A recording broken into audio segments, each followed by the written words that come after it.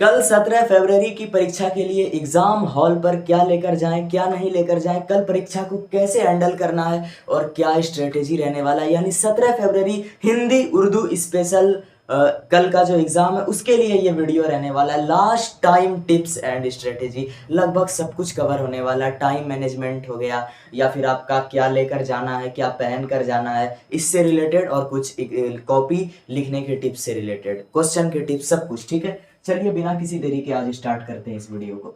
सबसे पहली बात कर लेते हैं एक बहुत ही इंपॉर्टेंट चीज की, जो कि इन सभी स्ट्रेटेजी और टिप्स से पहले है, वो है आज की रात। ठीक है, क्योंकि इस रात के बाद कल आप लोगों का परीक्षा होने वाला है। और 16 फरवरी की रात को पिछले साल मुझे बहुत बहुत दिक्कत हुआ था स्लीप में, बहुत ज़्यादा, लगभग मैं बता नहीं सकता भाई। सोच रहा था बस बस किसी तरह से बस नींद आ जाए, लेकिन नींद आ ही नहीं रहा था, बहुत मुश्किल। ठीक है, बार बार अजीब तरीके का। तो इसको आप लोगों को एक चीज बहुत ध्यान से रखना है भाई, कि वही मैं बोलूंगा, मैक्स 10 से 10:30 के आसपास पढ़े। ठीक है, अब पूरे साल आपने ये जर्नी दी, अब ये एक रात में क्या घोल जाएंगे आप। ठीक है, तो 10 से 10:30 बहुत मैक्स रखें और बहुत ही नॉर्मली आप लोग सो जाएं। ठीक है, स्पेशली फर्स्ट शिफ्ट है तो बिल्कुल भी रिस्क नहीं लेना है रात को लेके। और सुबह आराम से उठे। सुबह अगर आप 6 के आसपास भी प्लस माइनस 5:30 5 या 6 इस तक उठ जाते हैं तो आराम से 7 के पहले पहले, ठीक है, 7 के पहले पहले 6:30 पौने 7 7 बजे तक आप लोग अपना क्लियर कर ले, हल्का फुल्का लाइट सा रिवीजन। ठीक है, लाइट रिवीजन। और 7 के बाद आप बिल्कुल, मैं एक बात बोलता हूँ, इसके बाद भी आप ये 1 घंटे में क्या ही करने का तो आप कुछ कर सकते हैं, लेकिन क्या आप एक्स्ट्रा बोझ डालेंगे। ठीक है, तो 10:30 के बाद नहीं और 7 के भी बाद नहीं। ठीक है, ये ध्यान रखना है। और एग्जाम सेंटर पर आपको जैसा कि पता है कि 30 मिनट पहले एंट्री का जो नियम है, यानी 9 के बाद जो गेट बंद होने का प्रक्रिया, बहुत बहुत ज्यादा स्ट्रिक्ट है। हर साल न्यूज में आता है कितना छूट जाता है। तो इसका आप लोगों को ध्यान में रखना है कि पहले ही चले जाएं। और एक बड़ी चीज ये भी कि सेंटर पर पढ़ने के लिए जो लेके आप लोग जाते हैं बुक, ये बहुत ही अजीब बात है। ठीक है, कि पूरे साल आपने तैयारी किया, सब कुछ किया, जो भी किया, और अब आप सेंटर पर जब जाके पहुंचेंगे 8 बजे के आसपास, तो 1 घंटा के लिए आप बुक ले जा रहे हैं, 1 घंटा के लिए मॉडल पेपर ले जा रहे हैं, 1 घंटा के लिए गाइड ले जाके पूरा पढ़ रहे हैं। अरे उस 1 घंटा में ओवरलोड दिमाग पे जाएगा।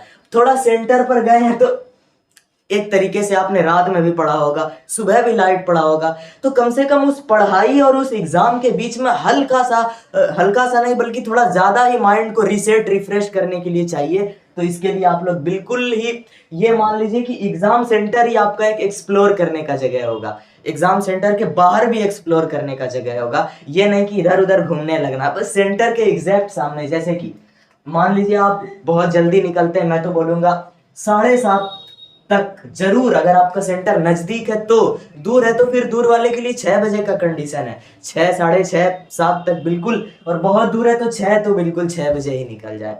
यानी अपने सेंटर के हिसाब से ऐसा कि अगर 9 बजे एंट्री गेट बंद है, तो ये बात आप मत भूलें कि एंट्री गेट पर आप जाएंगे और घुस नहीं जाएंगे।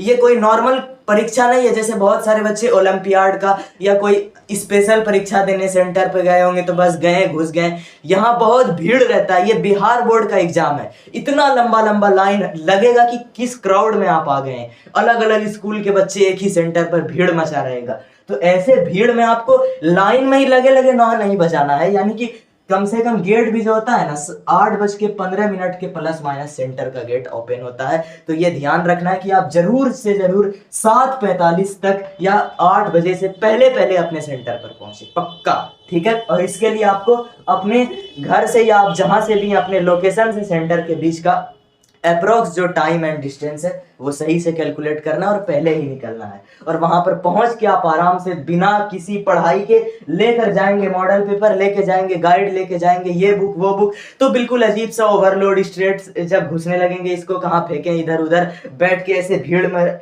बिल्कुल दिमाग पर एक्स्ट्रा प्रेशर और बिल्कुल फालतू चीज है एग्जाम सेंटर के बाहर कुछ पढ़ना। तो बिल्कुल सेंटर को एक्सप्लोर करें, सेंटर के अंदर नहीं तो बाहर वाली चीजें एक्सप्लोर कर ले, और बस हो जाएगा। बहुत कुछ वहां पे आपका लगा होगा चिट्ठा, यानी कि लिस्ट सटी होगी कि आपका किस बिल्डिंग में किस रूम में, तो वो सब ध्यान से पढ़ ले।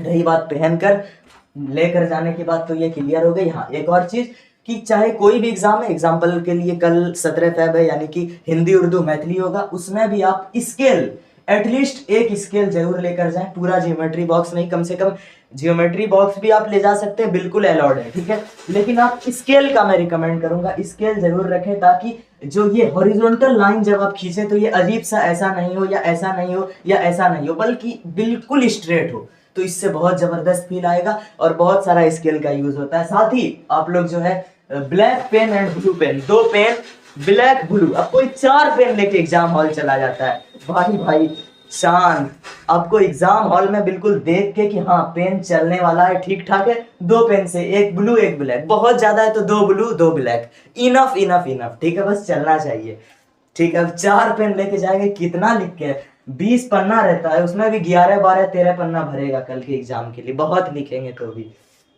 अब बात करते हैं स्पेशल टिप्स की, टाइम मैनेजमेंट के रिलेटेड। मैं जल्दी वीडियो को खत्म करने का प्रयास कर रहा हूँ, लेकिन एक और चीज मैं भूल गया, वो है पहन कर जाने का।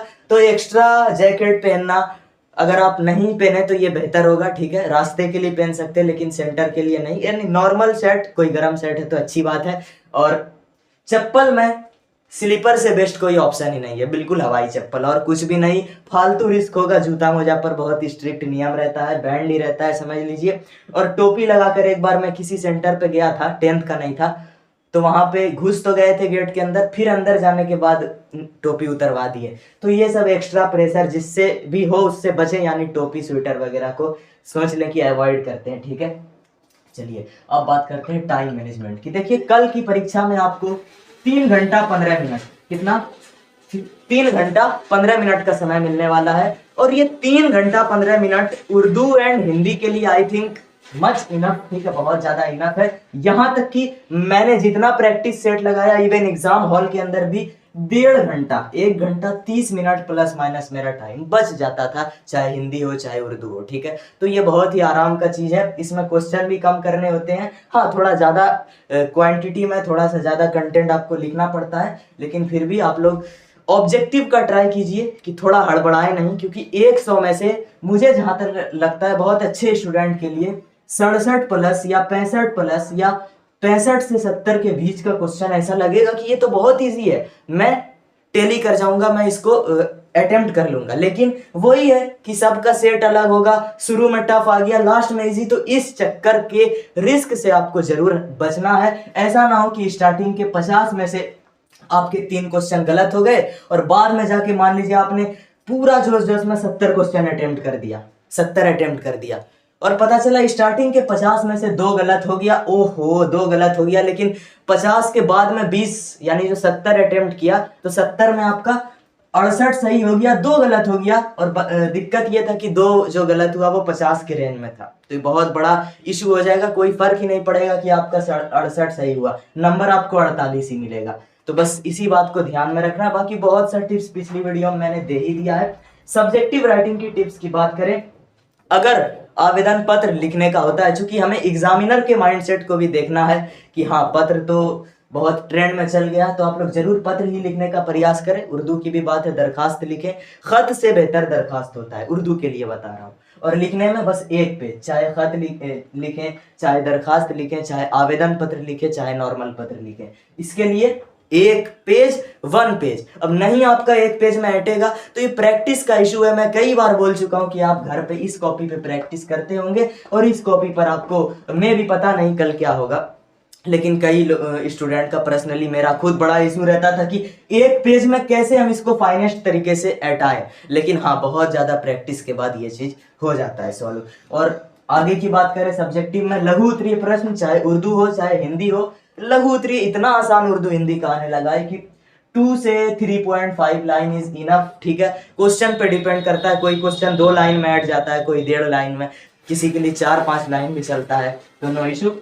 रही बात जो व्याख्या करने वाला प्रश्न है, तो मैंने जैसा बताया प्रसंग, संदर्भ, संदर्भ और प्रसंग दोनों, और उसके बाद व्याख्या, ये सब आपको ध्यान से देना है। पिछले वीडियो में डेप्थ में चर्चा कर चुका हूं। यानी कम से कम 1.5 पेज तो जरूर दें, अगर 5 मार्क्स चाहिए तो 1.5 पेज एटलीस्ट आपको लेना है। बाकी निबंध के लिए 3 पेज का पूरा प्रयास, रिक्वेस्ट रहेगा 3 पेज का पूरा प्रयास करें। बहुत अगर आप नहीं ही कर पाते हैं तो 2.5 पेज। किसके लिए? हिंदी के लिए। उर्दू के लिए भी पता है, एक बार उर्दू के कॉपी चेक करने वाले एग्जामिनर ने मुझे एक चीज बताया कि कुछ नहीं, 1 page 3 number, 2 page 6 number, 3 page 9 number, ऐसे करके हम लोग नंबर देके निकलते हैं। भाई ऐसा सिस्टम है बिहार बोर्ड की चेकिंग का, तो थोड़ा ध्यान रखना है आपको।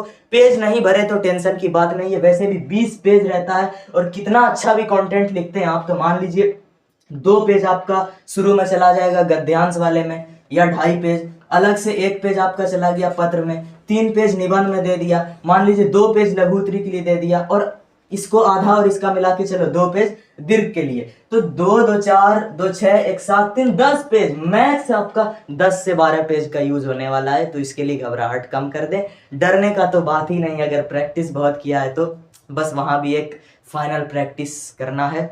और धन्यवाद, अगली वीडियो में मिलते हैं एक इंपॉर्टेंट बात के साथ, वो ये कि मैंने जो फॉर्म के बारे में आपको बताया था कि कल जब आप परीक्षा देके निकले तो उसमें जो आपकी एग्जाम शीट थी उसका फॉर्मेट बदला क्या, नहीं बदला, कैसा फॉर्मेट आया, कलर कैसा था, किस शिफ्ट का कलर कैसा था, इसकी जानकारी मेरे लिए बहुत ही हेल्पफुल होगी अगर आप दे देंगे तो वो फॉर्म मैं व्हाट्सएप चैनल पर भेज दूंगा या कैसे भी दे दूंगा। तो प्लीज़ ज़रूर एग्जाम के बाद आप लोग फिल कर दीजिएगा। धन्यवाद।